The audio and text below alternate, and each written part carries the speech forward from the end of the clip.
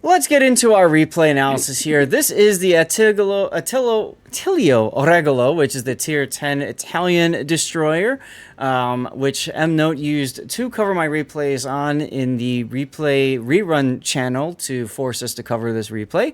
The Tier 10 is an interesting choice because it's got fuel oil smoke, or exhaust smoke, whatever you call it, which basically allows it to run around, kind of like Apollo Emilio. It can shoot its guns, it can fire torpedoes, and as long as it's not under radar, it cannot be spotted.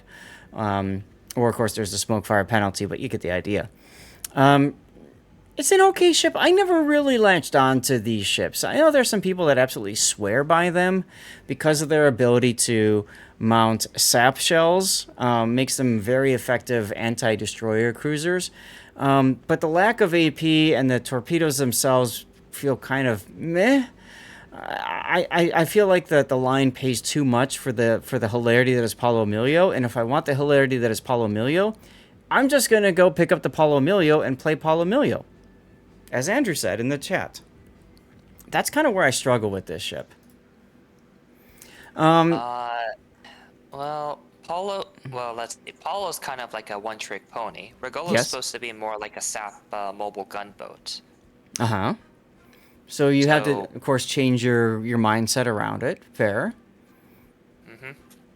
Okay. Now, whether it does it more effectively than like traditional gunboats, not really, to be honest.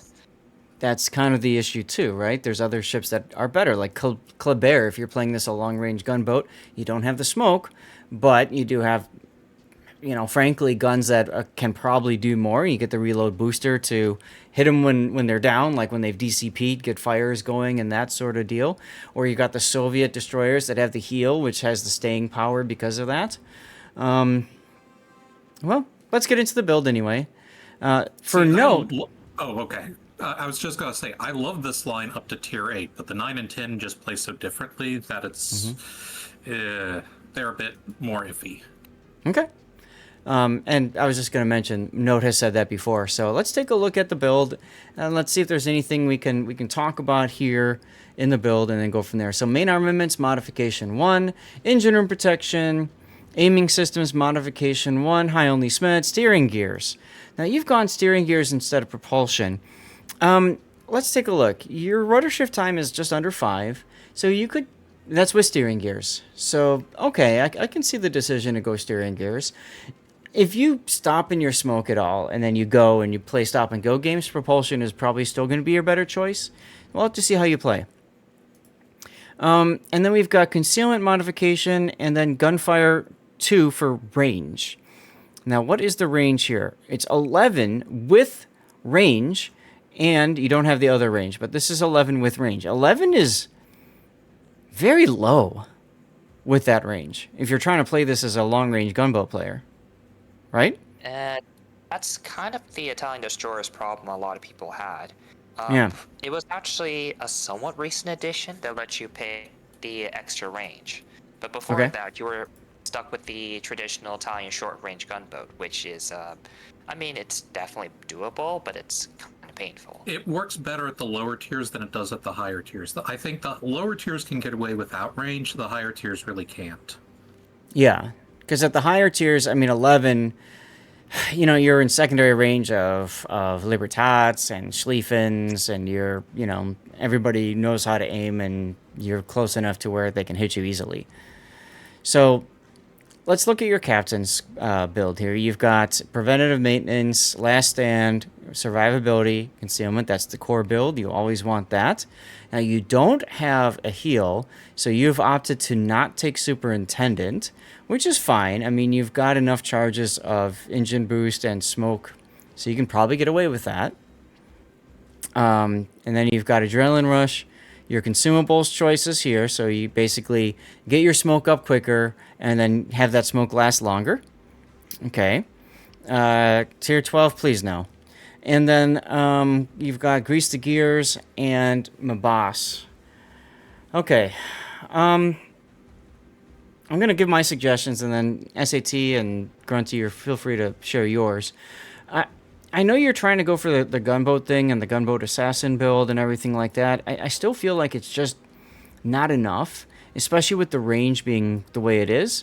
If you're going to go for this, I think you're probably better off just saying screw the range altogether and just going for full on gunboat, like reload gunboat.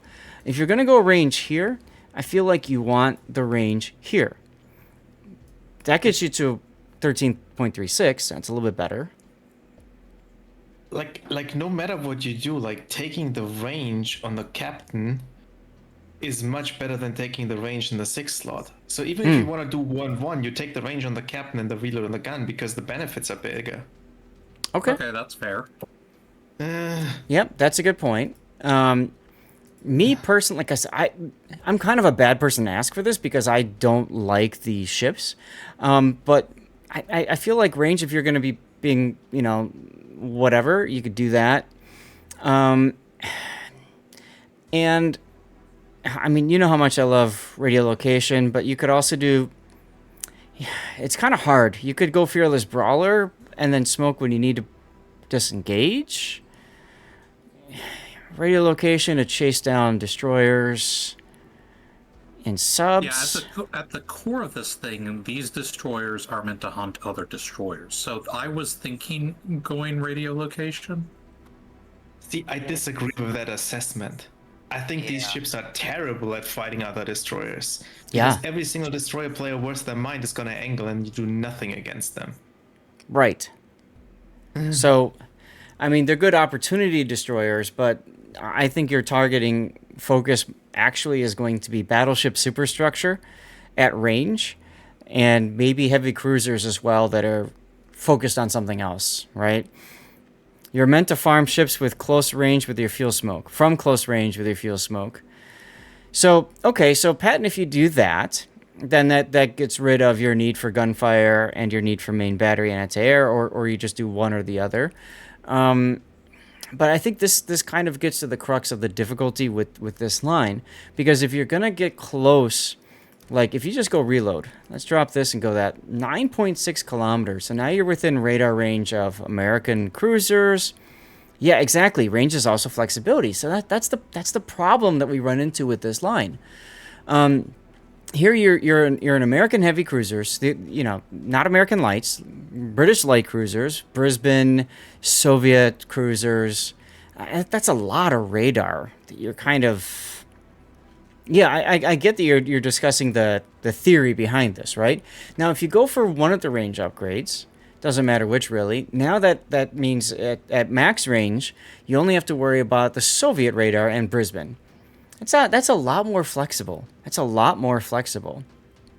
Right, Altador. I'm just saying, like, one of the difficulties in this game is that there's a lot of things that can spot destroyers now. There's a lot more radar than there was a few years ago. Carriers are more prevalent, right? And frankly, even subs are stealthier too. So because of that, it's really difficult to try to think of how to kind of theory craft playing it.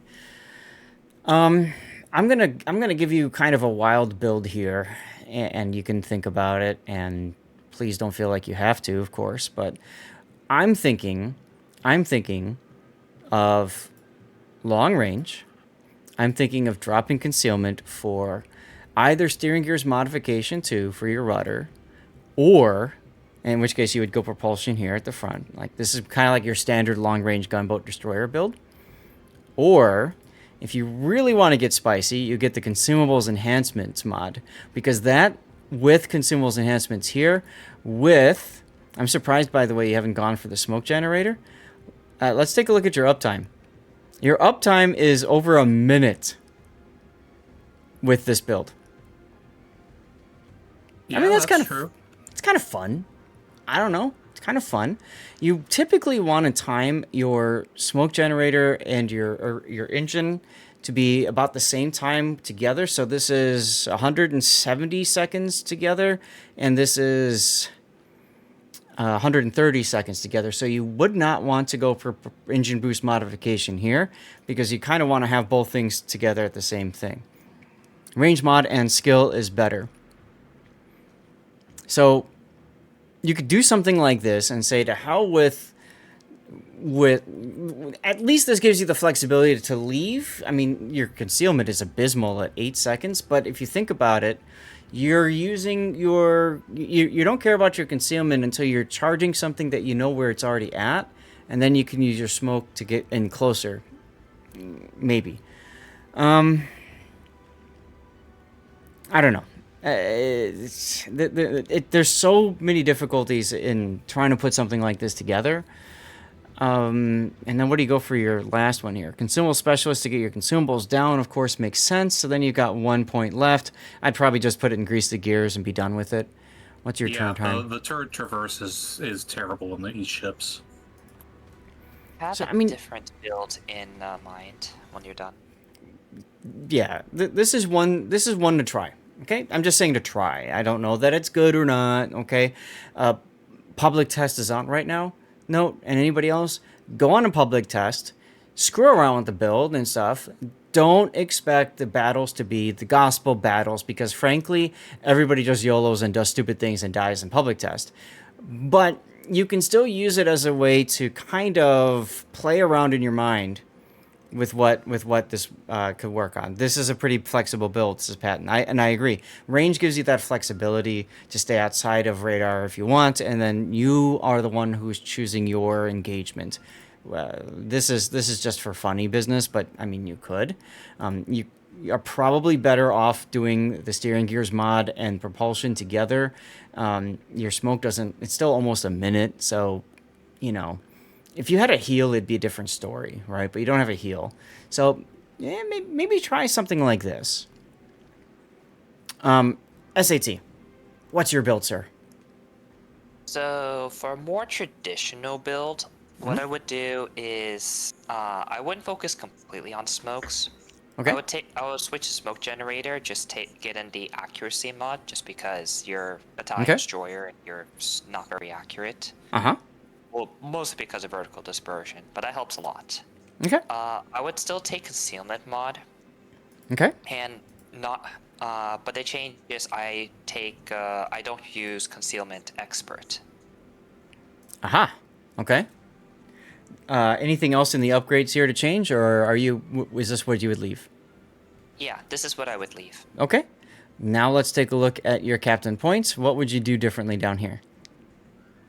The captain point is always kind of difficult because you don't have many good options left here.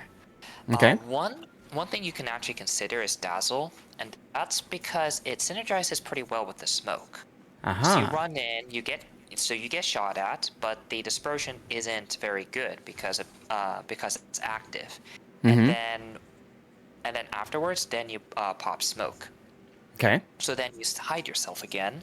If you get Okay. detected after the smoke is done, then you have the dazzle active again. Okay. So it's worth considering. I don't think it's like really the best option, but Regolo's build is just kind of hard to do because you're oddly restricted in a lot of different ways. Yeah. But dropping concealment here does give you the flexibility of also taking radiolocation or a series of other ones too if you don't value dazzle or radiolocation as much, right? So there's that. Hi, You can Shriver. take Mabas as well because 5% DPM is pretty consistent. Okay. And then if you did that, you could either drop the turret, grease the gears for something else here, but there's really nothing here you'd want, I suppose, other than priority target. Probably priority target. Mm-hmm. Range mod on Regolo is pretty useful just because 11.4 kilometers is kind of Too it's short? not very comfortable. Yeah. Like it's if you want to take reload mod, that's perfectly fine. In fact, that's what I do. But for players that are not very comfortable with that short of a range, then 13, then you can take the range upgrade as well. Mm-hmm. See, I'm That's right. generally quite comfortable playing these ships close. I think that's kind of actually where they excel at. Mm-hmm. So that's why I only take one of the ranges. And there's even an argument to be made for taking neither. But It's harder to pull off. Right. Driver. So the engine upgrade in slot 2, I remember the speed boost for Regolo being relatively short. It is, It's yes. like 25 seconds or 30. Can you double check? 27.5 with the consumable enhancements. Yeah, 25 seconds at base, and speed boost will give you another 5-ish seconds or so. About It's, 7 I or mean, 8, yeah. You can definitely use it. It's just not high priority. I would definitely spend the engine boost on some other ship first. Okay. Good point. Good point. Whoop-de-doo-dah. Thanks for the follow. Welcome on in. Okay. You know, I didn't even think about dropping concealment when I was talking about the build. Yeah, it's going to be for evasive maneuvers, right? It's not like Apollo Milio where you're going to rush in, do the things, and then rush out so much. I'm just curious. Usually, What? yeah, usually I use it when I'm in a sticky situation and I need to get out right the hell now. Mm-hmm. Okay. Well, I think we've kind of demonstrated there's a lot of different builds for the Regolo, and I think a lot of it just comes down to what you, the player, can make work. And as you play the ship more and more, you kind of fall into your own play style and how it works. So let's try to watch your games and let's see if we can figure this out. And I say games plural because we're gonna do a double feature here. Okay, so mknote used Cover My Replay on two replays on the rerun channel. So we'll go ahead and take a look at this and let's see how it plays out. Rob, are you here still? All right, I shall do the thing then.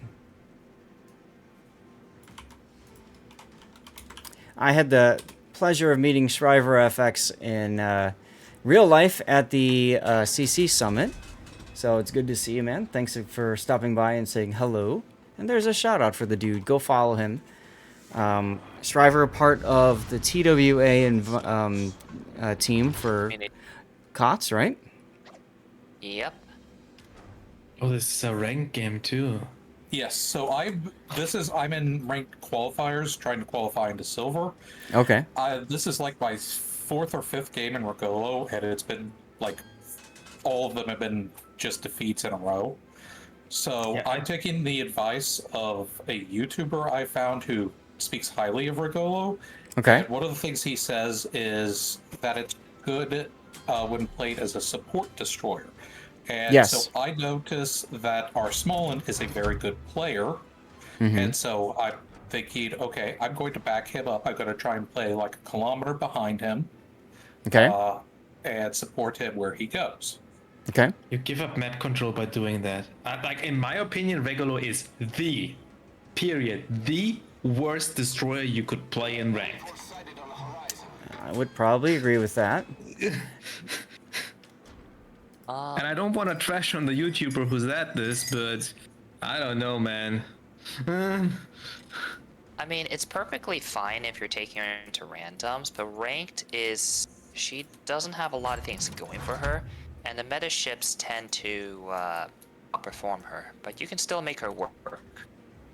Well, Yeah. if my experience is any indication, I really can't make her work. On spot, hey, thanks for the raid. Welcome on in. Thank you very much, sir. Welcome, guys. So I'm Lord Zath, a North American community contributor. I do World of Warships. Now, On Spot does Civilization 6, which is really fun to see. He does a lot of Civilization 6 coverage of tournaments. So if you guys are fans of Civilization 6, definitely worth checking it out. And thank you again for the raid. We're doing replay analysis right now. Oh, is there one big one tomorrow, huh? Okay, cool. I know I talked to you about trying to get into casting some of those competitive environments. I just haven't had a chance to yet. So your Smallland is, well... Yeah, he's evaporating. Yes. Join you anytime? Well, thank you. I'd love to. I'd love to. How do you feel about bald eagles? What?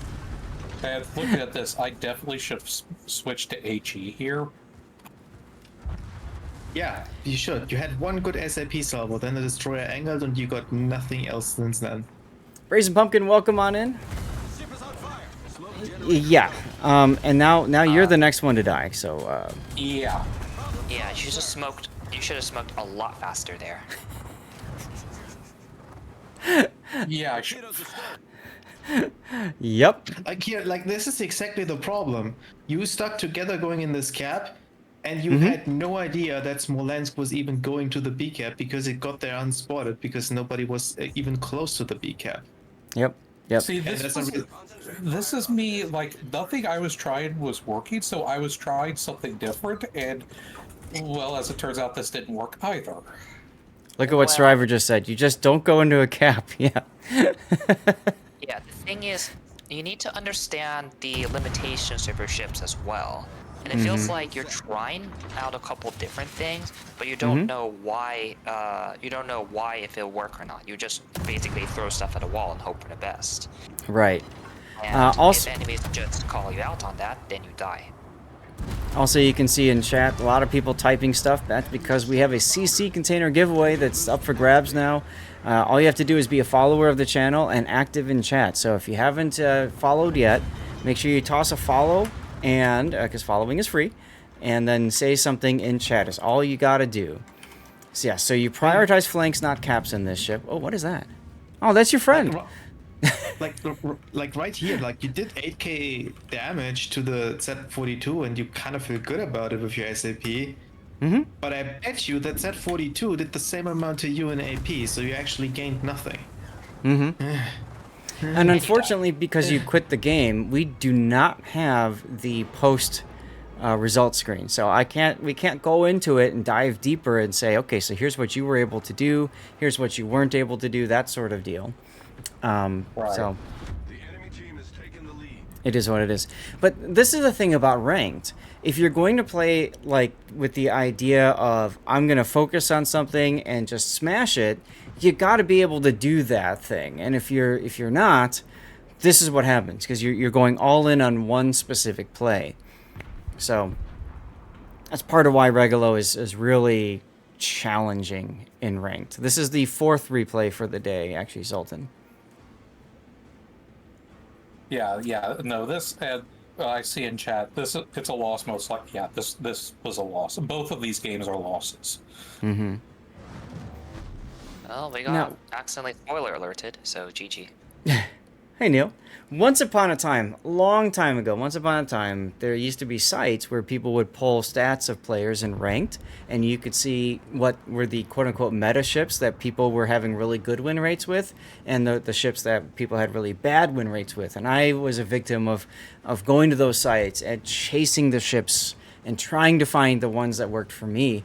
That were also like the high tier, the best ones, that everybody else is doing. And I found early on that those sites were garbage because a lot of times I couldn't play those ships the way that were necessary to be able to win in ranked. So, like, you got to find what works. Like, the real problem here is, like, you're playing 6v6, right? You have to play a destroyer you be comfortable being alone because there's a decent chance you are in a game with only one destroyer. And even if you are in a game with 2 destroyers like you were, if you stick together, you're giving up every single piece of map control you could possibly have. Right. Like, you kind of even got lucky in that sense that you had an enemy destroyer on your cap and you had the 2v1, but you couldn't even capitalize on that because it actually was too slow. Like, the map is too small. The enemy team had already backup shooting you from the B side. That destroyer was never in danger of dying. Yeah, and I also want to point this out. So in the game before this one, again, Regolo, I think it was on North, either North or Northern Waters. And I went to a cap by myself. I was facing, the enemy destroyers were a Smolensk and a Vampire 2. I was thinking, okay, I might be able to take one of those at a good fight. So, and I think... yes, no, go ahead. They were both there, and I evaporated in about 5 seconds. Yeah. And so you just illustrated honestly, another issue with bringing the ship into ranked, is because when you bring a destroyer into ranked, you bring an enemy destroyer on their team, right? The one has to face you. It's mirrored matchmaking. So you are bringing whatever the other destroyer has utility. For this game, it was the whatever Z42 and the Daring, right? Both have different utilities, but both are probably more effective in ranked than your destroyer. You can bring in a radar destroyer like you were just talking about, and those kinds of things. That makes it rough to bring in a ship like this into ranked. Like, Yeah. your mindset is wrong. That like you can't take a vampire or a smaller, like not even close. If I'm a vampire or a smaller and I see a regular in the team, I'm licking my lips. Right. Because your Really? one good thing, the exhaust smoke thing, doesn't work against those destroyers. Exactly. If you pull your smoke, they're shooting you for free, Because they just radar. or hydro. Yeah. Exactly. Exactly. Destroyers are your bane. So, and I think that kind of gets to the crux too of the problem of playing these destroyers in ranked is you need to have the time to be able to isolate a target and be able to take that target down, preferably with a teammate. But ranked is so much more about being able to handle situations by yourself. You just don't have the tools to do that with this ship. Yeah. Like, I'll be quite honest, the reason I haven't played this line, because every time I look at it, I fail to see what it's really good at. Well, the mid tiers are very good destroyer hunters, and I bear that out by the way I play it. I mean, that's just Okay. factual. They are. It's the higher tiers where you start encountering radars, long range hydros that basically nullify your advantage that Yes. they really struggle. I Yes. think your impression is skewed a little bit also by the fact that the players you're facing at mid tiers are more likely to be not as good, or rather newer too. It's a possibility, but I think the first thing you said is the bigger deal. The fact that there's just less radar on the field, right? Yeah. It has a big impact, and frankly, people don't expect a destroyer that can nuke them with guns, right? They just don't expect that. So I think at the mid tier, if you enjoy the ship, then play it at mid tier and move on to a different line and try a different one. That could work. Hi, Asgard over on YouTube. Let's get into your second. Let's get into your second replay here. Because no redeemed 2 replays, we're going to do a double features. Okay. I'm not sure how much the coal is. Is it? Hujam got 15,000 from the CC container he just won. Congratulations, Hujam! Yet again, winning another prize. Now this one, remember I said you bring one destroyer in, and you brought a Daring in. There are worse destroyers to bring in this case, but you are facing a carrier, so that feels bad. And you're facing a Des Moines. You have a Des Moines too, though, so okay. So for this game, as I said, this was immediately after the previous one. Okay. I was thinking, okay, I played way too aggressive in that game. I got nuked out of existence and we lost. I'm going to be more cautious in this game. Okay. Oh god, and this is arms race. Two of the players on my team are going to take exception to that. Yeah. It's ranked, and this is arms race. You saw my reaction with my face as soon as I saw it was arms race. Oh god. Because now, even more so is it important that you're able to take to get in and get the buffs. But you don't have the tools to do that, really, with your ship. I mean, if the Des Moines is on the wrong side, you can smoke and try to get yourself in. So I will say, at the very beginning of this game, I actually do play extremely aggressively. It's towards the end that I get too cautious. Okay. And I do kind of disagree. I do think that the ship does have the tools, assuming, that the Des Moines isn't in radar range. Yeah, that's the big assumption. And this is, so because of the fact that this is going to be arms race, any Des Moines that's worth a salt is going to move to a position where he can cover this area at the very least with his radar. And for the Des Moines, that's probably right here.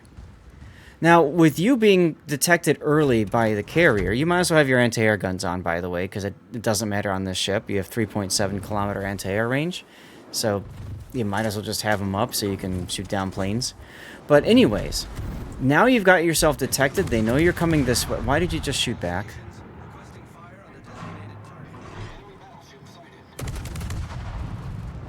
Trying to get some damage in. Oh, okay. The thing is, by you shooting back, look at the damage you just took to get that damage in. Ouch. Like, in it, really trying to force it into a destroyer killing role when that role long ago evaporated. yes. Now, on top of that, you had a carrier that was actually spotting the daring here. So there was no need for you to keep shooting it and get yourself spotted. You could have gunned earlier and been fine.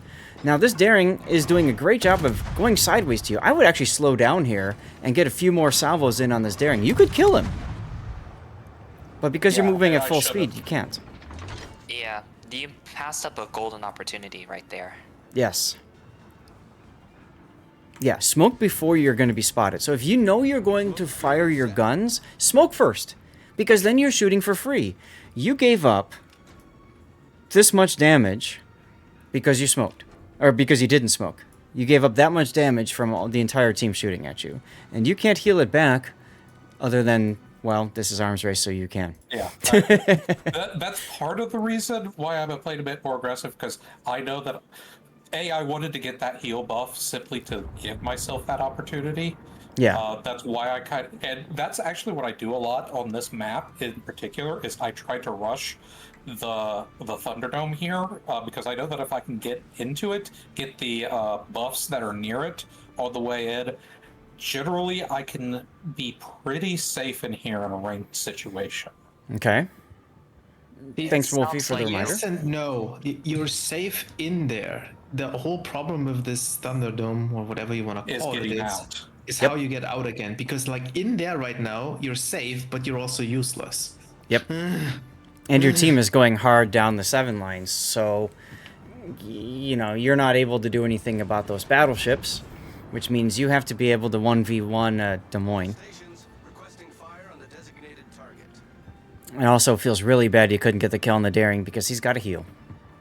Yeah, you're gonna regret that because you should have been able to finish him off with that. Radar, you better engine boost now, man. Now he's got floaty shells. You can actually get in the habit of shooting him from range and whatever. If you're lucky, see the Shikishima down here. If I were you, I'd be shooting him here. Try to encourage him to chase you, because if he chases you into the Iowa's arc or the Shikishima's arc, then that's a dead Des Moines. But that requires you to be able to use, you know, the ship's agility, which you kind of don't have. Yeah, that's the problem.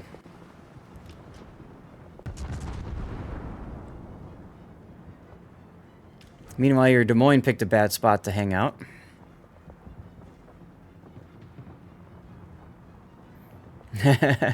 I got you covered, Wolfie. Thank you for the reminder.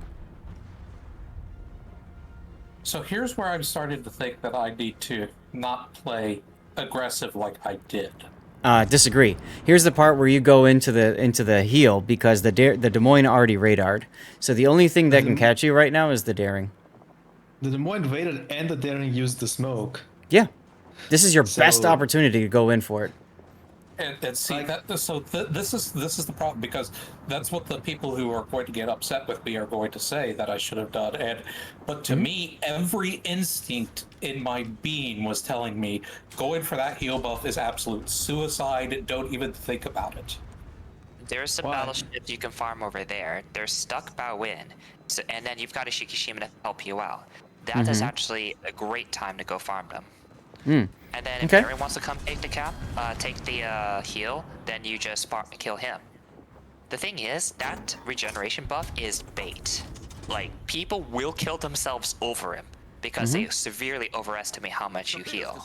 And So you use that to your advantage, and then you win because hey, they get the regen buff, and then you get the kill. You can't regenerate a dead person. Why are you not torping out there in that smoke? Well, So I thought A, Darien has hydro, B, it's a short burst smoke, so by the time my slow torps get there, he's probably not even going to be in the same position.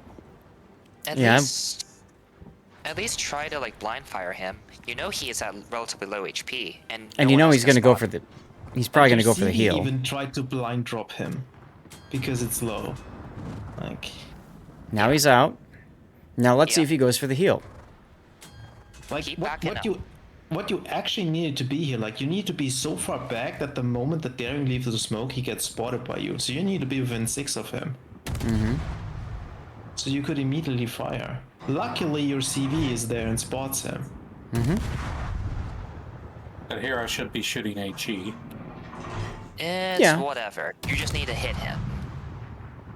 Like, HE and SAP doesn't matter if you don't hit your shots. You have a slight turn and you can get all of your guns to bear. You're still not doing it. I mean, I'm trying to do it, I'm just not moving forward fast enough to do it. Right.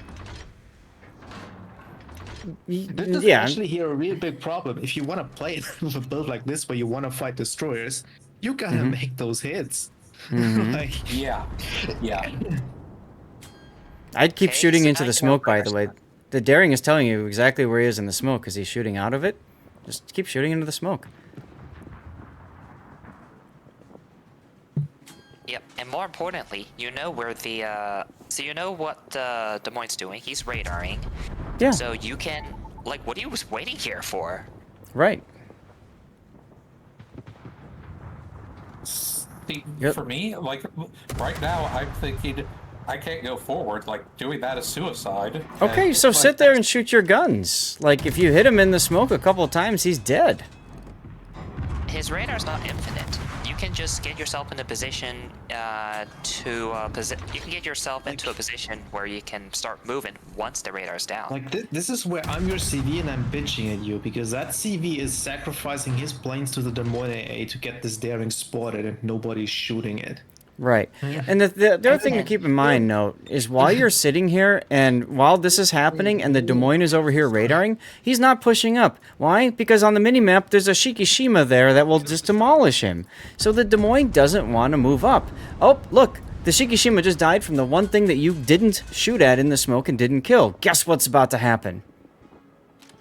There's Yeah, now nothing Des Moines preventing the can Des go Moines. free. That's right. He's just going to hit W. And this is the point where I'm like, okay, it's time to go in. No. Now you do it? This is the worst possible time to go in. Hey, look, the Daring's See, up this again. this is what my instincts are telling me to do. Like, my instincts are all wrong. Yes, I talk think about it's this a lot. I talk about this a lot. The default, when people don't know what to do, their default choice is, I'm just going to advance. Which is the worst thing that you can do 9 times out of 10. Why did you beat yourself, by the way, for going forward there? Why are you typing in chat? Like, it just sounds like you've just not had a Daring good is up. day, and then you Daring is up. basically just play, like, you're literally playing on tilt, and that's making you play, like, you're not even shooting a Daring. Like, Yeah, that, now you're how bad it is. televisioned. You're literally just playing on tilt right now. Yep, and now you're looking at well, chat, and actually, chat's taking you out of the game. Yeah, I'm actually, like, starting to have a bit of a panic attack. Like, legitimately, once I die, like, I can't even type because I'm literally shaking so bad. And you had so many chances to kill this Daring. And frankly, that kill alone probably would have saved you this game. Probably. You get another quick death pick, because you know how much I love death picks. There we go. And see, every instinct, everything that I thought I knew about World of Warships was telling me that going forward and trying to kill that Daring was suicide. But when you say, okay, that's suicide, you put yourself in a position where everybody else dies around you, and there's no choice left but for you to die. So it doesn't matter anyways. Right, Yeah, Pat. and- Don't overthink. You too many mind. If you're a fan of, oh, that's kind of fun. Look at this. Look at the Des Moines coming right for your dead Hulk. That's kind of a fun screenshot.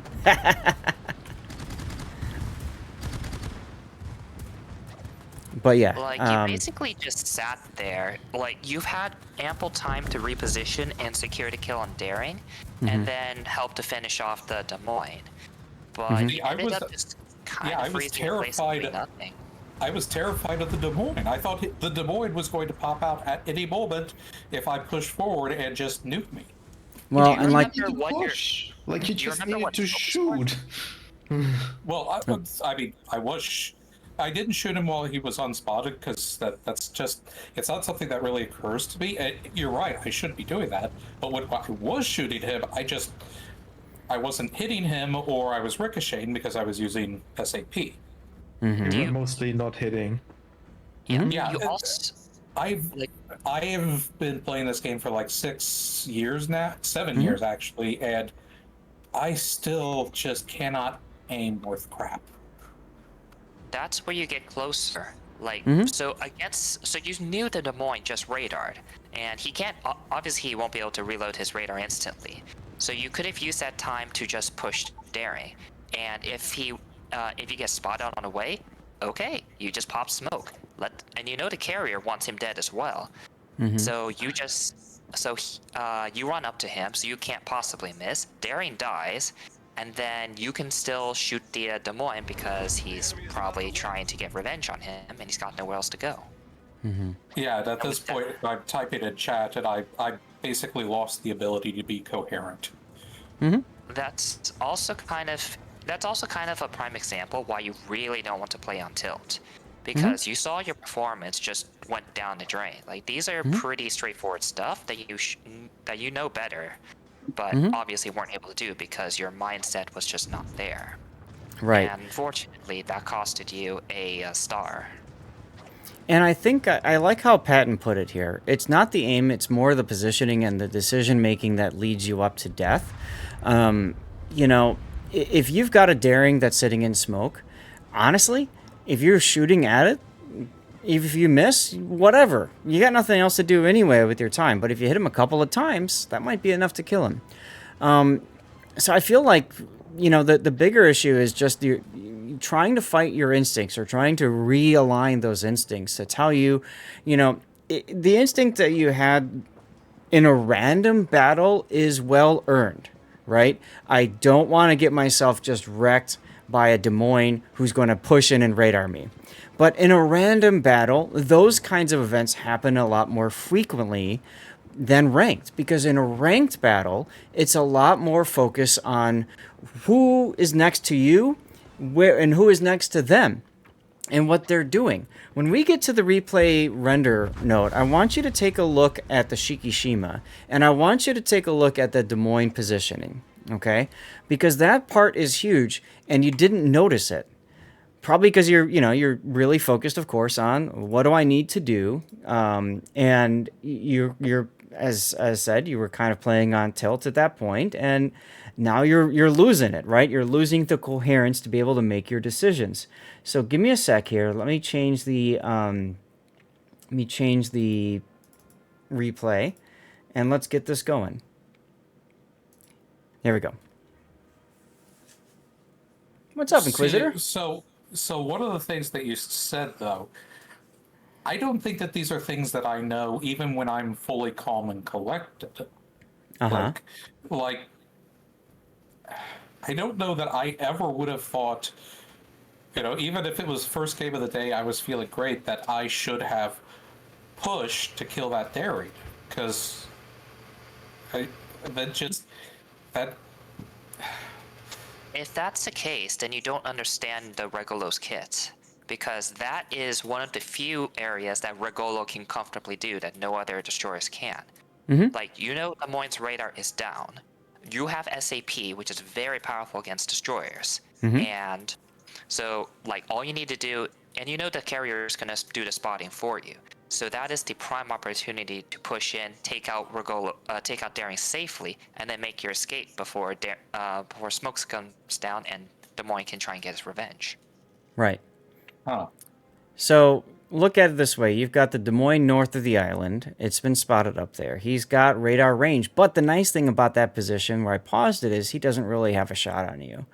You took a shot at the daring here. I paused it here because I want you to take a look at all of the shells coming in on you that you didn't need to take because you didn't smoke earlier. If you had smoked literally right before the shot, all of these shells would hit you. Now, I didn't look at the post-result screens because it doesn't really matter, frankly, for this discussion. It's far more important when talking about positioning and stuff. So I'm looking at this right now. You took 6,000 damage from the Los Andes, 6,000 and change. That's a hit that you didn't need to take, right? You took a couple hits from the Des Moines. Also, I think early, it's hard to tell. You also took a bunch of hits from the daring. So I think that little smoke, the decision not to smoke there, I want to do damage, I understand, but there's a difference between I want to do damage and I want to do damage but take less damage in return. Sputnik, thank you for the bits, my friend. And maybe that's, again, that's where that tweak in the mindset comes into play. Doing damage is great. Doing damage for free is like the ultimate great, right? Yeah, and I think I can actually say, looking at this, I think I can say what my mindset was. Go for it. I was thinking, if I smoke, the daring disappears, and I know what your response is. The planes overhead are going to spot it. Yep. But in the moment, like, I have difficulty combining what the other players on my team are doing to inform my decisions. Like, I didn't even notice that. I don't even notice if I noticed that there was a carrier on my team at this point. Okay. So let me go one step farther with this then and say you need to stop using matchmaking monitor completely. Stop it. Because what you're doing at the start of the battle is before you even consider who's on your team or what the ships are, you're using matchmaking monitor to look at your team and possibly the enemy team, and that's taking your brain out of the battle itself and instead looking at the different players. And that's giving you the in both of these games, I feel, definitely the last one, it's giving you this this feeling of, well, this is going to be a win because of blank, or this is going to be a loss because of blank, and that puts you up in a really bad situation mentally. Matchmaking monitor, when you tab out, you're tabbing out of the game and you're taking your mind off of what's going on. Forget it. It doesn't matter. And I think the last game has demonstrated there. You had a Smallland with well over 60% win rate. And what did he do? He was the first to die, wasn't he? Yeah.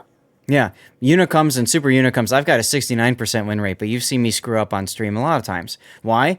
Because that's the game, and that's what makes the game so fun. It would be boring and annoying if 69% win rate people just go and mop the floor in every single game and never make mistakes. So the point I'm getting at is stop using it, because I used to use it myself, okay? Stop using it and instead focus on the battle that you are about to play. Who's on my team? What are they going to do? Who's going to want me to go where? What do I need to do in the next step, in the next step, in the next step?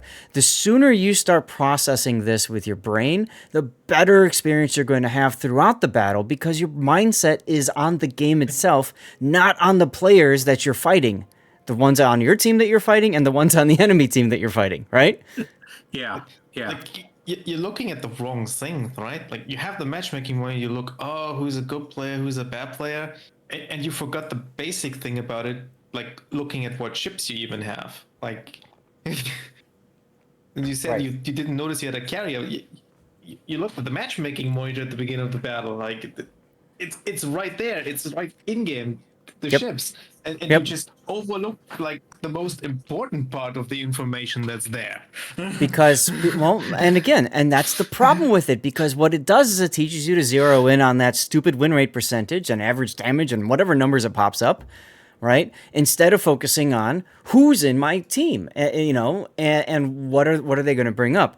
Yes, you don't see carriers that often in ranked, and yes, it also kind of sucks when you see carriers in ranked. I try to dodge them every chance I get, but this is a unique situation where that carrier provided you the ability to do something, but you didn't have the wherewithal to notice it because you were so busy focusing on so many other things. Your brain just couldn't handle it all. So what that tells me, Note, is you need to find ways to offload your brain. You need to stop running all the programs at once in your mind. Your CPU is overmaxed. So remove stuff. Focus. You know what I'm saying? That makes a lot of sense because I have extreme trouble multitasking, and what I'm trying to do is multitask more with this type of stuff. Yeah, and especially because of the fact that Matchmaking Monitor, do you play with one monitor? No, I have 2 monitors. Okay, so you have Matchmaking Monitor up on another monitor then, don't you, while you're playing? Yep, I do. Yeah, so where are your eyes when you're playing? You're looking at the other monitor instead of the actual monitor in front of you. So, you know, like I said, you're taking yourself out. Stop it. Stop doing it. As a matter of fact, while you're playing the game, especially in ranked, if you need to focus, I might even recommend turning that second monitor off. Just focus on the game itself in front of you, and that's it. Yeah, I Good don't advice. use Good advice. I don't use matchmaking monitor. Like I don't like this mod like to look at the builds of the teammates either because it's just distraction and knowing what kind of stupid stuff my teammates might have, it just puts the mind away from what's really important. Like it tilts you before the match even started. So Neil, and this is a good question. I realize not everybody knows. So you understand, Neil, Matchmaking Monitor is a program that will look at your replay file because when you enter into a game, you can see all the players. It will automatically pull up their statistics. And it will tell you, of course, if there's a hidden player, then it just says hidden. And most people, when they see a hidden account, they just automatically think they're garbage at the game. So it'll pull up your stats and it'll even say, okay, your team has a 53% chance of winning based off of win rates and blah, blah, blah. It'll give you average damage and I think even average XP. It's been a while since I've looked at it. I think the current state, what it has is it has like account PR, account damage, account win rate, and then the same stats for the ship the player is in. So ship win rate, ship battles, ship damage. I don't know if XP is in, it's basically 11. And based on this information, it uses some kind of crude formula to calculate similar whatever, which team is most likely to win and with what percentage. If See, you have, I've never seen the whole win percentage thing. That's not whatever I was using. And Okay. I say was using because I've already tabbed out of it and I'm probably going to uninstall it per your advice.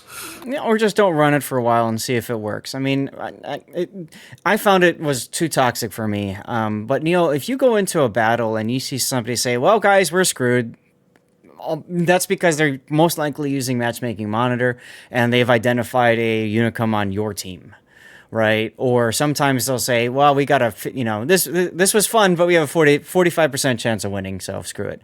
And then you see people that go and they just YOLO and get themselves killed right away because statistically they're told that they're going to lose. And it becomes a self-fulfilling prophecy. So, you know, it can be useful, but can is like a 10% can, okay?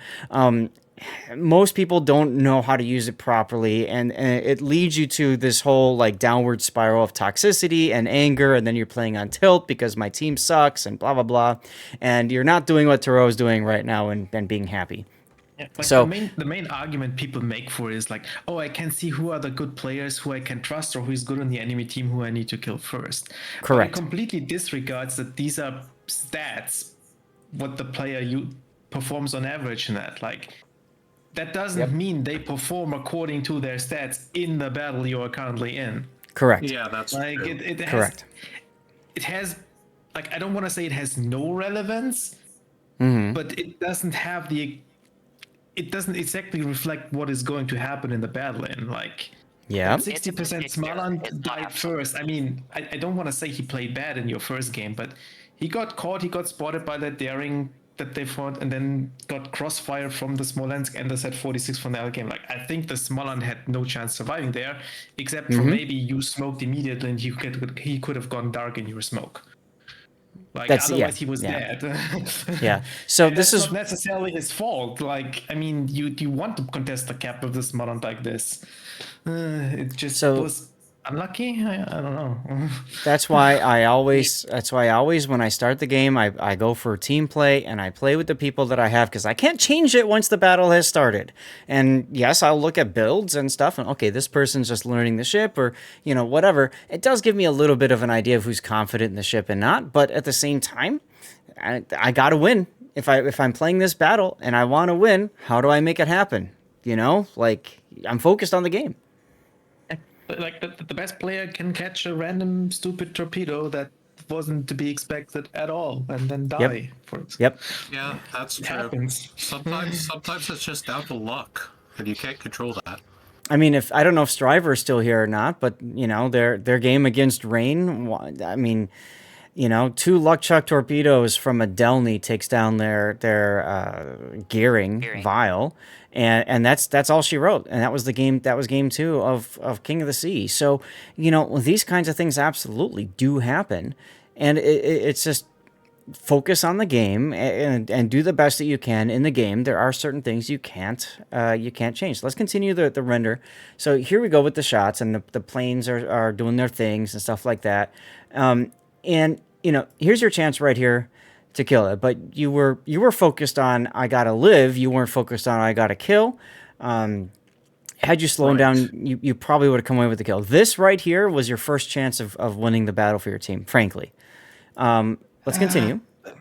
Maybe. I think the daring at this point was too much hit points still to really secure the kill. Like, he's only now here, but at this point he's already committed in the circle. So No, that I think was the first big chance you could have just won it straight outright, because Yep. that daring was within kill range. Yep. And if you look on the other side, yes, your ships are, you know, being pushed, but you've got Shikishima that's going for broadside shots. Iowa's doing his bow in Iowa thing. Libertad is kiting away and reassessing himself. I mean, when you push in this game, you give up hit points, and your team is doing a nice job already of thinking about how to receive this enemy push. And you'll see later, they all get completely wiped out. So that's the key. And the other thing is, what kept you in the center is that daring. If the daring is gone, you're free to leave, but you stayed in the center because the daring existed, yeah? Yeah. There you go. I was wanting to kill the daring. I just didn't do what I needed to do do it. Yes, exactly. Slowing down, even beaching at the top end of that island or south end of the island just to stop you in a hurry would have been preferable. You'd get 1, maybe 2 more salvos in, and he was broadside at that moment. I mean, that would have been, that woulda, shoulda, coulda. But anyways, let's continue. So you're playing in the middle. You're worried about the daring. You're worried about the Des Moines pushing. He uses his radar. yeah. Yes. And here comes I was about to say that's where he raided, and the daring immediately smoked. Yeah. And I think this is also the point where you saw that there is gonna be the heal buff spawning. Mm-hmm. I think it was about this time. Right. Unfortunately, Right. it doesn't show here. So this is your opportunity to go back and get the heal or reposition. Right. At least, like, you want to throw out these torpedoes in this direction of this heal bit, because you know the daring is low. He probably wants that heal because he kind of needs it. Like, even if they might completely whiff, Right. but at least they prevent the daring from going in if he sees them. Right. So you can grab that. So is that kind of what is meant when people say zoning torpedoes? Yes. Kind of, yeah. Yep. Yes. Even if you don't hit something, you force them to take their eye off the game and react to your torpedoes. That could also make them think that you're someplace where you're not. It could also encourage them to leave and go somewhere else too. But you sitting there doing nothing actually encourages the daring to continue coming out because he doesn't know where you are. So here's where you do your circle, and it's almost like your brain's like, I'm going to go get the heal, and then your brain's like, nope, and then you just boom, right into the island. Yeah, it's like, I don't even know why you were scared of the Des Moines here. Like, because if you just go forward right on the edge of this island, the Des Moines can't even shoot you. And if the Des Moines pushes out, you have a Shikishima waiting here for him. Correct. And see, that's so just like the thing with the planes earlier. The fact that the Shikishima there, like, I'm not connecting that to the fact that, oh, the Des Moines can't come out. Yes. Like, I know the Shikishima is there, but, like, my brain just does not connect that with how that's going to affect the actions of an opponent. This is what I always talk about in King of the Sea, is that battleships project power, and Shikishima is projecting power right now. I guess I don't know how to, like, train my mind to make those connections. Well, think about the Des Moines player. Does the Des Moines player want to move forward right now. See, thinking about it now, I can say, well, probably not. Yep. That little square by the Shikishima, that means he's spotted, right? Correct. The yellow square? It's okay. So Correct. that means that they know the Shikishima's there. So Yes. I'm pretty sure the Shikishima was more or less spotted the whole game. He was spotted by the Daring, and then he took, the Daring took, I think he took a shot at the Daring, or right now, actually, he's shooting at the Des Moines. But, or maybe the Des Moines shooting. Either way, like, he's spotted, they know he's there. And here's another shot we talked about. You've got the opportunity to take luck chuck shots into that smoke. You are actually in a very strong defensive position right here. Because not only is the Shikishima there, but look, the Libertad is also where he is. So the Libertad is also in a position to support should the Des Moines move forward. He can't move. He can't move at all. So as soon as the Shikishima is off the board, though, you're going to see that the Des Moines starts to move. Why? Because he knows that it's safe to do so. And right now, the Shiki is pretty healthy. But you can kind of get the feeling that the Shikishima at this point is also frustrated. So he's just going to move forward. And unfortunately, that's the wrong decision for him, and that's going to get him killed. and that's Here's really another- what breaks the game open for the enemy. Exactly correct. Yes. So here's another chance. The Daring smoke is off. And again, you could have been shooting. You didn't that whole time. That could have been, hey, 1 shell hit, 2 shell hits. It could be an engine break. It could force a DCP. It could start a fire. You know, there's all these things that could happen with just 1 shell hit. Yeah.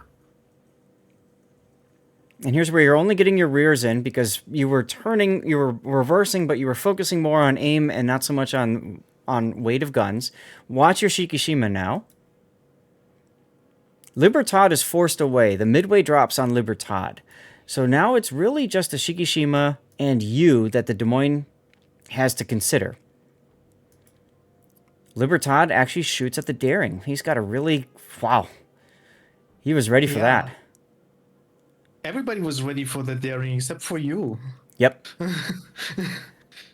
Now watch, he keeps going, and there's the Daring's Luck Chuck Torps. You know that they're coming because he spotted the Shikishima and he's out of smoke. And Shiki he takes it. And that's the crucial kill of this game. That blows the entire thing wide open. Because now there's nothing to stop the Des Moines. And what's he going to do? He's just going to go and get the kill. You could have still killed the Daring right here, but you completely Focus on the ignored Des him Moines. for like 15 seconds again. He's focused on the Yeah. Des Moines. The Des Moines is the bigger threat. And, I get tunnel vision all the time. Like, I don't know how to avoid it. Mm-hmm. You need to teach yourself how to look at other things. For example, in League of Legends, a common saying is that you should be looking at your minimap every 5 seconds. So literally do something That's like you're sad. farming a lane, then you quickly look at minimap for like a second, then you go back. You probably even still win this, honestly, if you kill the Daring here. Yep. Because the Immelman has a much easier time killing that low HP Des Moines afterwards than killing that Daring. Yep. Yep. So, honestly, we can't see how large your minimap is in the game. It's maximum size. Okay. Like, So that's helpful. That's helpful. But, again, I think turning off that monitor and focusing on the game itself will really help you. this isn't even a minimap issue. Like, that Daring was right on the main screen while he was shooting the Des Moines. Yeah. Yes. What might be a bigger issue is you might want to experience with changing settings in-game in your field of view. No. As No. someone, like, I play Destroyer a lot. I have a huge field of view. No. Like, I see like 90 degrees. So for you, that helps. I think that would actually make it worse for Note. There's too much in front of him now, and he's got to process even more. Here's the Yeah. problem, frankly, Note. And if you don't mind, I've already thought of a title for this replay, and I mean the best when I say this. But in my opinion, what happened at the end of this game is paralysis. You were completely paralyzed at the end of this game. Yeah. Yeah. And so, a lot of it is just how do we get out of that? And that's fine. And that's what I love about doing these replay analyses and just talking about this kind of stuff and talking through it, because there's a lot of psychology involved in this game beyond just playing itself. And I think this is a great example of that right here. No, Patton, you are completely wrong here. This daring at the end was very killable. He was like at 3,000, 2,500, 3,000 hit points.